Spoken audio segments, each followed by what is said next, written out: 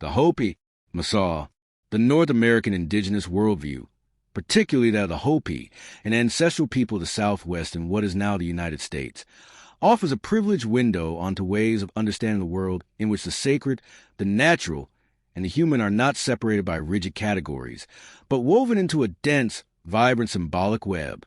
Gods and spirits such as Maasaw and Kokopelli cannot be read merely as mythological figures, for they are living personifications of cultural structures, symbolic mediators of universal human tensions, and ethical axes around which collective life is organized.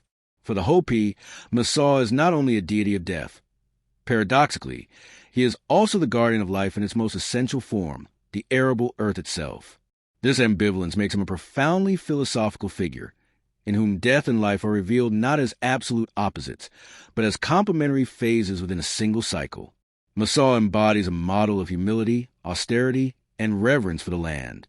In oral tradition, it is said that, after a dispute with other spiritual forces, he was consigned a role of guardian of the underworld and of the physical world.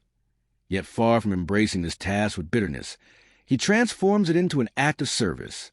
He offers the land to Hopi on the condition that they live simply in balance with nature.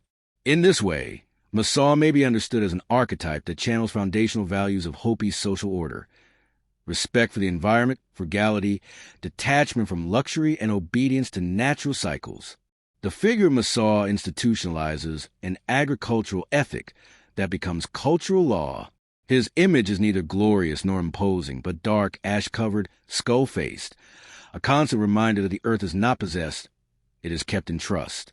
Thus Maasaw is not merely a god. He is a social covenant between human beings and the land. Maasaw therefore incarnates the notion of limit. He reminds us of finitude, yet he also grants us a place in the world. He is a symbol of death understood not as negation, but as a condition of possibility for all life. In a modernity that exiles death from discourse, Hopi thought, through Maasaw, reintegrates it as a principle of meaning and humility. The Hopi, Kokopelli. If Maasaw is sobriety, silence, and shadow, then Kokopelli, depicted as a hunchback figure playing the flute, with long plumes rising from his head, is music, laughter, and desire. He is the archetype of the trickster spirit, ambiguous, chaotic, and yet profoundly fecund. Kokopelli travels between villages scattering seeds, fertilizing fields, provoking pregnancies, seducing maidens. He is often regarded as comic, yet his symbolic function is utterly serious. He brings change, the kind of disorder through which rebirth becomes possible. In many mythologies, he represents that moment of rupture that releases new possibilities.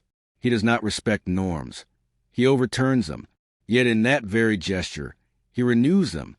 In this sense, Kokopelli is also a god of time, of the instant when order trembles and opens itself to creativity.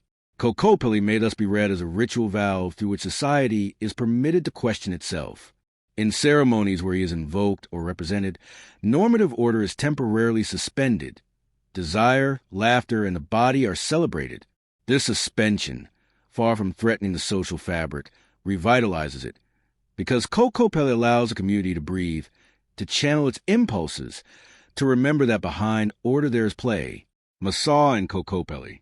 Maasaw prepares the ground. Kokopelli makes it fertile. Maasaw recalls the law. Kokopelli suspends it. Maasaw orders. Kokopelli improvises. Together, they sustain the vital cycle, and through them the Hopi articulate a non-dual vision of the universe. The task is not to choose between death or life, order or chaos, law or desire, but to learn how to inhabit the tension between both poles. For this reason, in the 21st century, the figures of these two gods acquire a particular resonance. In a global civilization marked by environmental destruction, subjective isolation, and a loss of meaning, Maasaw and Kokopelli emerge as symbolic beacons. Both compel us to rethink modern categories. What is progress if it destroys the soil beneath our feet?